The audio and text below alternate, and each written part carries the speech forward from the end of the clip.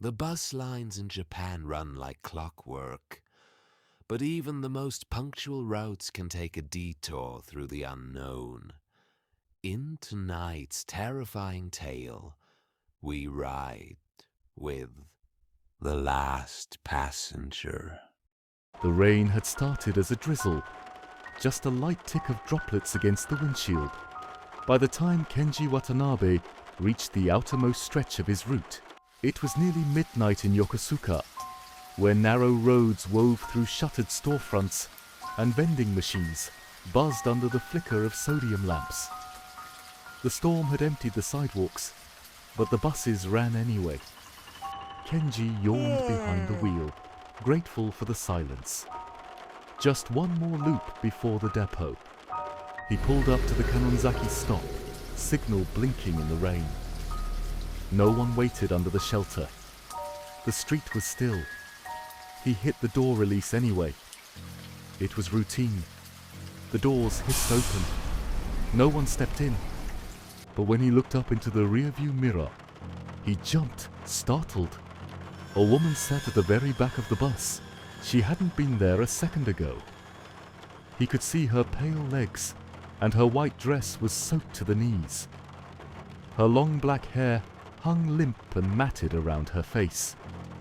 She was clutching a bright yellow umbrella, closed, resting across her lap. Kenji swallowed the surprise, forcing a nervous chuckle. "Ah, sorry, I didn't see you there," he called out. No response. She didn't even lift her head. He stared at her in the mirror for a moment longer. The cabin lights flickered once, then held. He shifted back into gear.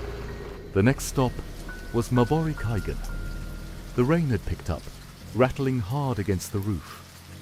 As the doors opened to another empty sidewalk, Kenji instinctively checked the mirror. She had moved. Now she was 4 rows closer, still holding the umbrella, still silent. Her face was turned slightly down, lost in shadow. Kenji hesitated, watching her. The incline of her shoulders was odd and too still, as if she weren't breathing. He cleared his throat. "Miss, do you need help getting home?" Nothing. He shifted again. At Uraga Station, the rain had turned into a downpour. Lightning spidered across the harbor sky as waves slammed against the seawall beyond the tracks. Kenji opened the doors to no one. He didn't expect anyone now. The city had folded in on itself. He looked back. She was right in the middle of the bus now, the yellow umbrella dripping between her feet. Her hair was still plastered to her face. But now, something was different. There was blood. A red smear soaking through her white cotton dress. Kenji gripped the wheel tighter. Something was wrong. Maybe she was injured. Maybe she'd been attacked. Maybe she couldn't speak. But when he tried again, his voice strained. "Miss, are you hurt?" She didn't move. Not a blink. Not a twitch. By Nagai, the rain was biblical. The streets glistened under sheets of water. The wind had picked up, swaying the street signs and screaming through the narrow alleys. Kenji didn't look back. He kept his eyes on the road, the wheel, the glowing blur of headlights on asphalt. But he could hear her breathing now, raspy and wet. The sound was behind his headrest. She had moved again. She was right there. A cold sweat broke down the back of his neck. He felt the pressure of her presence like a hand on his spine. His knuckles were white against the wheel. Don't turn around. Just keep driving, he thought. At the turnoff to the depot, he couldn't take it anymore. With a shuddering jolt, Kenji slammed the bus into park. The doors hissed open into the blinding rain.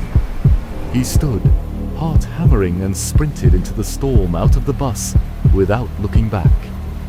Shoes splashing through ankle-deep water, the wind ripping at his uniform. He turned and stared into the bus.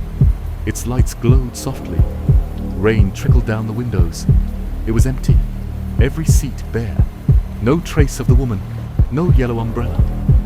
He crept back in, step by step, holding his breath. Nothing.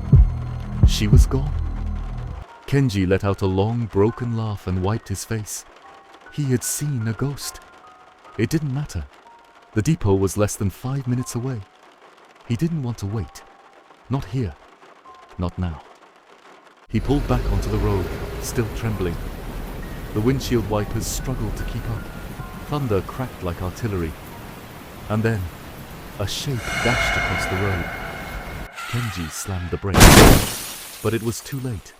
The bus fishtailed and stopped. Then silence. Kenji sat frozen for a full second, then staggered out into the storm. Rain lashed his face as he stumbled toward the figure crumpled on the pavement.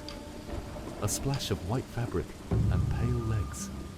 Clutched in her limp hand was a bright yellow umbrella.